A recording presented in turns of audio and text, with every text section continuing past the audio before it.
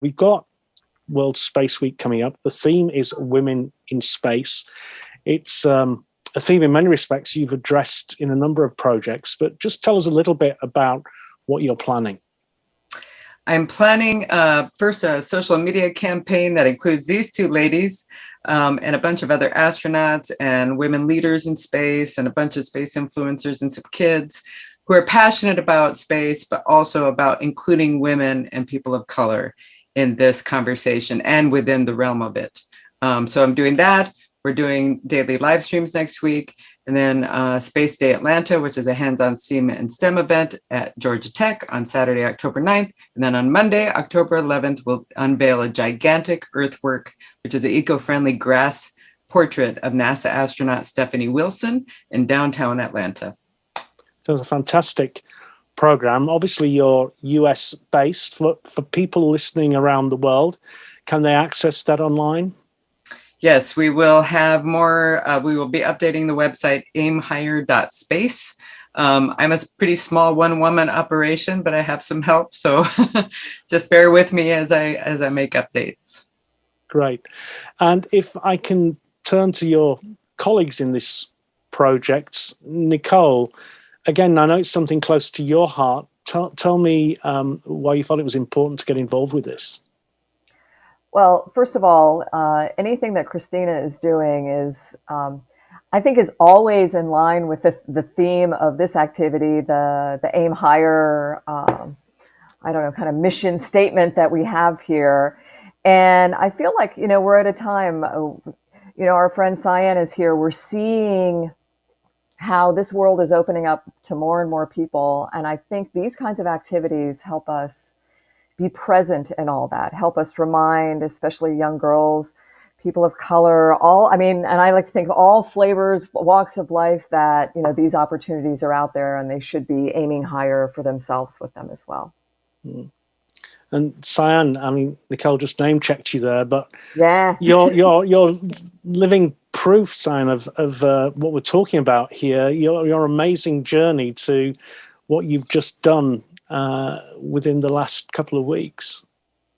Yeah, so, I feel very fortunate to have had this opportunity. It's been a lifelong dream of chasing space, and now to be able to realize it, but also think about how I can be a role model for, future generations. And it's opening up access. And what does that mean? What does that look like?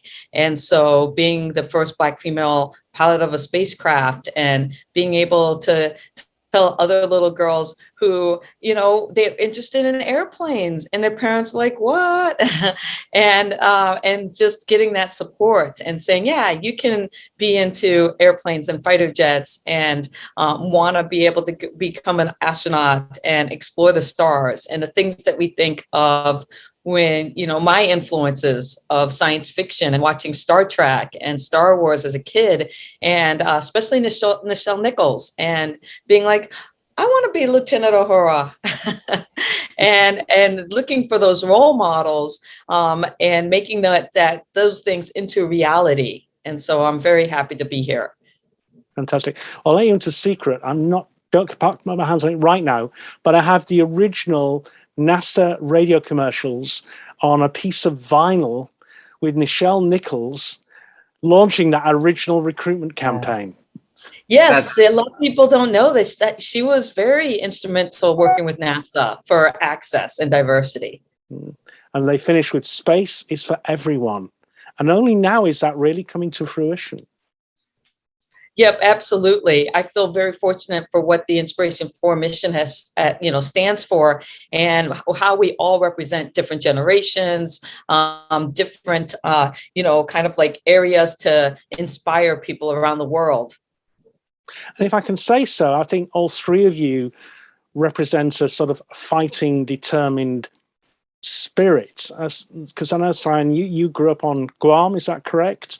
Your father was on the tracking station for Apollo 11, and you had this dream and you followed it and you almost became a NASA astronaut. So you have really fought for this dream your whole life.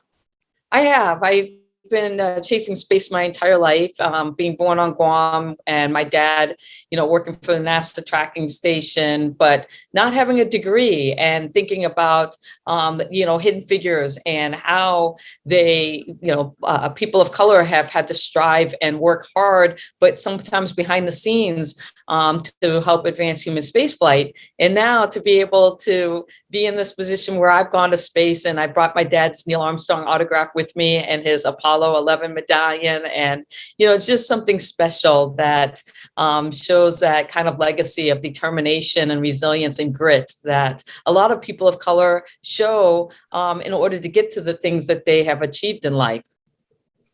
And Nicole, if I remember correctly, and please correct me if I'm wrong, I think your grandparents originally came from Lebanon, and then your parents supported you through your studies and what you were doing, and you similarly have fought for what you've achieved.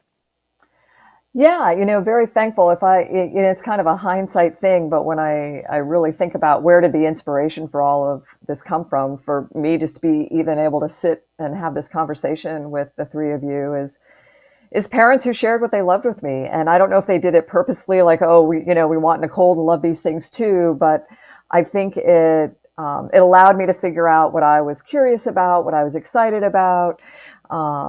It allowed me to, and it's why I love this group that we're with, is that it wasn't like I was pushed down a single path, right? I think all of us here, and I'm including you, Jonathan, too, because I know you, that there's an era of creativity in all of this as well, right? The way we want to communicate about the experiences we're having, the way we just want to live and share what's going on in our daily lives. And I love that art is a part of it. That certainly was something that led me along the way, that I was able to, keep in the mix. And it makes me very happy to have this activity that we're doing for Aim Higher in Atlanta that is incorporating art in a way that I think will communicate with such a wide community about what's happening in space now and what we have to look forward to. And Cyan, I high-fiving you for videotaping the whole painting experience in space. Inspiration 4 to me was about bringing humanity, like the human in human spaceflight, to life. And so thankful that you did that and shared it with the rest of us. And Christina, I have. sorry. Well, I have you, Nicole, to thank as one of my heroes, and you've inspired me during your entire career, and also being able to collaborate with you and talk to you about these things, and you talking about how you have had that picture of your painting in space, but how much you wish you had also documented the process of painting. And I was like, yeah, that's such an important piece to bring to people, and so I just can't wait till we get to hang out in person. I'll tell you, you know what? It just really made me smile so big, because even before the video of it, I'm like, I know she's going to do that. I know she's got to do it, and just to think of you up there, and, Chris with his ukulele and the cameras out, photographing the earth. I mean, just really bringing the color and the beauty and the awe and wonder of it together through all of those things that are human. They're not even really about the technical side of being there, so, and as we open up access more and more, that's going to have to happen. I think that's just imperative in it. And especially, I totally agree with you. Yeah. And Christina, you also bring creativity. I know you came through the music industry before you became an astronaut wrangler and managed Apollo 11 and other astronauts. And you're now a producer. You create video content and events. So I guess we're not just talking about STEM, we're talking about STEAM. And is that not even more powerful, that combination of creativity, communication, and the sort of science and math skills? Well, I think the reason, first of all, I get along with astronauts is because I have this sense of exploration and wanting to go and do things, anything that I can. I kind of got that from my grandma, actually. And I come from a family of artists, and I come from a very humble background. My grandmother was an artist. but she was fascinated with astronomy. So she was always getting astronomy magazines. But I also, on my mom's side, my mom is an artist, and my mom is half Native Sioux, Oglala Sioux, and half Mexican. And I lived in South Dakota. That's where I grew up, and with a family full of musicians and artists. And I always say, you could never have predicted the trajectory of my life to astronauts and space and all of that. I may as well have been on another planet the way that I grew up, but I had this sense of wanting to explore. So I'm really grateful, though, that my creative side eventually led me to space, because they're not separate worlds. They're completely intertwined. Nature is beauty and art and all of these things. What I love about both Nicole and Cyan is they're both artists, but they're also scientists or engineers. They both, and that's something that I'm always trying to drive home to people, and why I promote STEAM more than STEM, is that it's like trying to say that you're only valuable if you do these technical things. And that's like putting people in a box that it is not reality. The reality is many people are faceted, and they can do technical things and creative and artistic things. So that's the part I love about space, is bringing all of that together and using art to tell the stories, because that's really what moves our hearts, right? It's not the technical hardware. It's the stories of the humans and the things that make it beautiful and wonderful and make us excited about space. And I guess that's the thing, Cyan, that you can communicate, you can tell a story with passion and excitement that's going to inspire that next generation of scientists by doing that. And I must say, I was struck when you were opening the hatch door into the cupola, that big glass dome, or that visual dome aboard your Dragon spacecraft. I spoke to Chris the other night, who talked to me about that moment where you played the 2001 music and he was opening the hatch and you put the camera up there, and that amazing view. I mean, did that exceed your expectations? What was that moment like? Oh, it far exceeded my expectations. And to be able to capture that moment in that kind of thoughtful way. And it was funny because a lot of people are like, oh, you dubbed the music on afterwards. And I'm like, no, that was all in real time, because I had downloaded, the music on my iPad beforehand. And then we were lucky to fly iPhones, the latest version. So great camera. And so I had to have my iPhone and hit play, and then the timing just worked out. But we were all in awe when that hatch opened and we looked up. We just couldn't believe it. But then it got better, because when we went up and popped our head into the cupola, we literally gasped and went, because we could see the entire sphere of the Earth. And we're like, what? Wait, what? It was the most incredible experience. Christina, I don't know, it's been because of all of the space activity that's been going on and the stuff that SpaceX has been doing, and Blue Origin, and all the others involved in this, Virgin Galactic, as well as NASA and the others. But I think it was one of the universities said they've had the highest application for their aeronautical and astronautical engineering degrees. And I just wonder whether all this activity, the sort of initiatives that you're doing, and maybe a sense that young people want to equip themselves with the tools to repair the Earth and to, further our knowledge, that now is the moment for this campaign that you're launching, now more than ever. Well, and the other thing that I'm doing is Space for a Better World. One of the things I realized as the fly on the wall of Buzz Aldrin's life and other Apollo astronauts is how much the Apollo moon landings inspired the whole world, a whole generation, which spurred on innovation and created this world that we live in today. It's something that my generation and younger really can't understand, but I've been the witness to it. And so what's really exciting is, in spite of the pandemic, and it's just been like the world has been shut down, space has not been. Space is busier than it's ever been. And I think that that's something that's getting attention because it's exciting, to the idea of going to space, especially for young people where they still believe, hopefully, in possibilities. And so I think there's a bit of that. And I guess my mission with Space for a Better World is to try to help raise awareness and in ways that are digestible for people who aren't in the space bubble, to think about space as a tool, space technologies and all of that perspective, to help save our planet, to help do good with our planet, because people get distracted by the billionaires going to space. They get distracted by, oh, this is hardware, this has nothing to do with me. So I try really hard to say, show people, what does space have to do with my life? Well, you use GPS, you use cell phones, the infrared thermometers during the pandemic came out of measuring the heat between planets. There's so many ways that space can help solve the problems that we care about on Earth.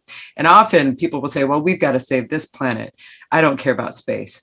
And I'll say, who do you think it is that is observing the world and doing the climate research? It is the space people. So I'm hoping I can help communicate in a way that brings more allies to the space world and connects the people who want to save and take better care of our planet and the space world, and make use of those tools in a more focused, conscious way that can make more impact by bringing everybody together. As we're talking about the future, you have the Artemis logos there behind you. Artemis, I've got this right, the sister of Apollo, Yep. goddess of the moon. So the inspiration for women is out there. So bringing it back to World Space Week and the Women in Space theme, what would your messaging be to young women out there in terms of the potential they may have in STEM and STEAM? Well, I will start because I'm very passionate about Artemis as the fly on the wall of, like I said, the Apollo astronauts' lives, and hearing how Apollo inspired a whole generation and made people believe they could do something that maybe they weren't able to do before. I believe that Artemis has the potential to do the same thing. And I know that a lot of people just don't know about the Artemis program.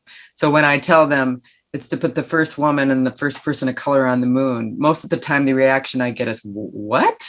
What? Is this real? Is this serious? And so I'm trying to do everything I can because I understand how much that moved people for Apollo. And I know that this has the potential to do the same thing to this generation. And the biggest thing I think Apollo did, besides the technology, is it gave the world hope again, too. It really made people look up and start to believe they could do some things that were incredible. And that's the part I think that's most valuable, is what it did to the human spirit. And to remind people, it was a difficult time in the world. It was the Vietnam War, the civil rights movement was going on. The Robert F. Kennedy Jr. and Martin Luther King had been assassinated. And then Apollo 8 went to the moon and saw the Earth. And that changed people. And that started Earth Day, by the way. That made them, Earth Day begin, and people think, wow, look at our Earth. We need to do more. So I think that, this generation especially has the potential to have that moment with the Artemis program. And the way to get more women and girls, especially women and girls, inspired to go into space, I believe, is through the Artemis program. So this is why I'm so passionate about it and trying to do what I can to raise awareness. And Nicole, your thoughts?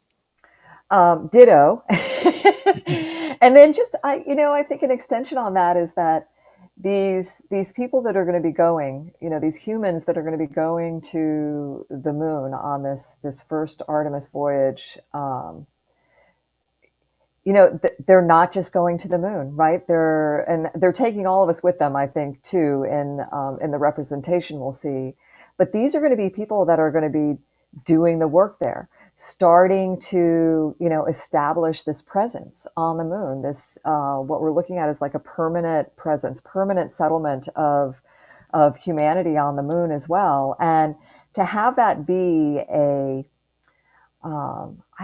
crew of diversity that I think better represents what, who us as humans are on Earth, and taking that off Earth is going to be really, really spectacular. And I think it's going to, like Apollo, it's not just going to be us in the US watching those those people take those footsteps and start that journey. It's going to be all of humanity. It's going to be everyone on Earth watching that and taking the inspiration with it, and hopefully feeling, like they're a part of it as well. And I think that's what's so important in all of this. We look at the International Space Station program, and there is the value that's coming through the technology and all of that. But when you look, like, kind of dig deeper into the layers of it, to think about 15 countries working together peacefully, successfully on this mechanical life support system in space for over 20 years now, on this mission of greater good that they decided on, across all of them. They agreed this was worth doing. I think we're carrying that forward in a really wonderful way through the Artemis mission and the representation that it'll share with everybody on Earth. Mm. Peaceful cooperation above the atmosphere. It's like the best display of that. Yeah, absolutely. And so Monday, the 4th, the beginning of World Space Week, is the 64th anniversary of the launch of Sputnik 1. And then on the 5th, there's a launch from Russia with 3 cosmonauts, but 2 of those cosmonauts are from the film industry, and one of those is an actress going up to film aboard the space station. So really, now they're doing these sorts of activities. It just shows, the sort of diversity and the diverse uses that we're going to see grow even further, I guess, in space. Yeah, and it's so, I think it's wonderful. And they've trained, I can guarantee you, our friends in Star City with the Russian Space Agency have trained this crew and their backups to do the tasks, to be safe as they, fly on this mission. I think about Cyan, who was here with us in Inspiration 4, and they had a mission. They trained as crew to go for that 3 days orbiting the planet. And yeah, those guys, they're going to be up there filming this, making this film, and yet they're going to be they're going to be getting that same thing in them. They're going to be looking back at Earth.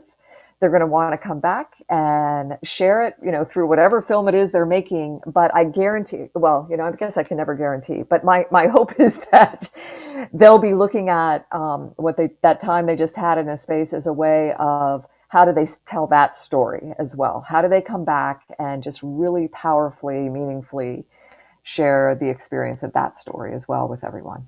Mm. And Tom Cruise is next, of course. He's got his plans too. Yeah. So to sort of draw us to a close, first of all, Nicole, just remind us about your book and when it's going to be available for people to read it.